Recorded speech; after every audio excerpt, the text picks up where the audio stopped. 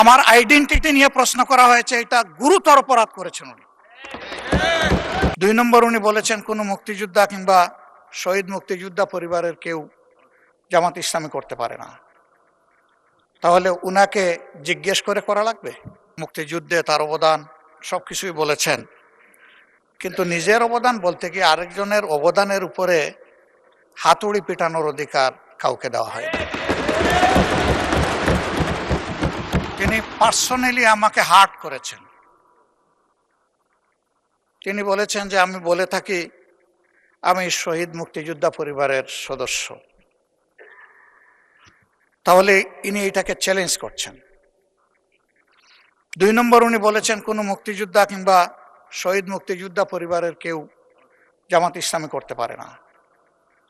তাহলে উনাকে জিজ্ঞেস করে করা লাগবে?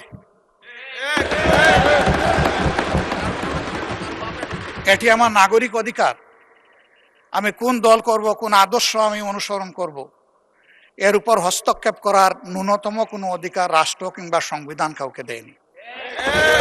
আমি এটার তীব্র নিন্দা জানাই। আমার আইডেন্টিটি নিয়ে প্রশ্ন করা হয়েছে, এটা গুরুতর অপরাধ করেছেন উনি। আবার আমার আদর্শ সিলেকশনের ব্যাপারে উনি কথা বলেছেন, এটা বাড়তি অপরাধ করেছেন।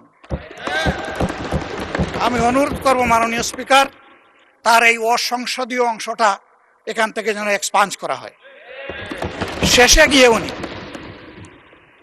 আমরা কুলা মনে এই সংসদকে ফাংশনিং করার জন্য বর্তমান জ্বালানি অব্যবস্থাপনা সংকট যেটাই বলি সেইটার ক্ষেত্রে আমরা এগিয়ে এসেছিলাম।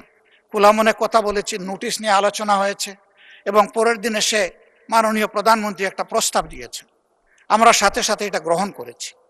তিনি এইটাকে শেষ পর্যন্ত কনক্লুশন টানলেন কি দিয়ে?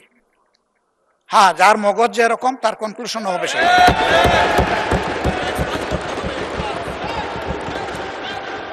তার মতো একজন প্রবীণ ব্যক্তির কাছ থেকে, রাজনীতিবিদদের কাছ থেকে আমি এই ধরনের আচরণ আশা করিনি। আমরা এখানে প্রথম দিনই বলেছি ভালো কিছু শিখতে এসেছি। কাউকে হিট করা, গালি দেওয়া, এর মাধ্যমে বড় কিছু অর্জন করা যাবে না। কিছু গোলাবাজি হতে পারে বড় জোর, কিন্তু তার চাইতে বেশি কিছু হবে না। আর সাধারণত যুক্তি যখন ফুরিয়ে যায়, মাথা তখন গরম হয়ে যায়।